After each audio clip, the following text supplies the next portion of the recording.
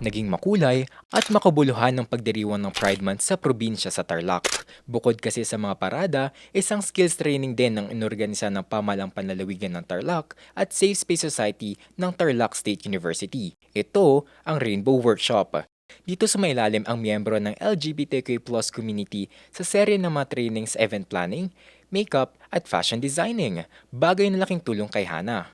Yung mga events po na ganito ay very important since we get in touch with people from the same community. We get to know more about the things that we can do, the things that can expose us to our potential po. Layo ng workshop na matulungan ng mga individual na magkaroon ng hanap buhay at makilala rin sa iba't ibang mga industriya. So the purpose of this event is, of course, to give the gender diverse individuals the platform to be visible.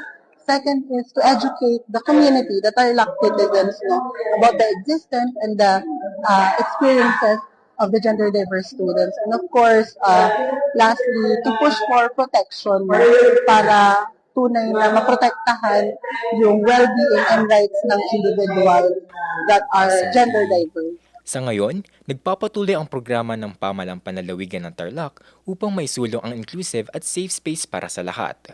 Conrad Simon, RNG News.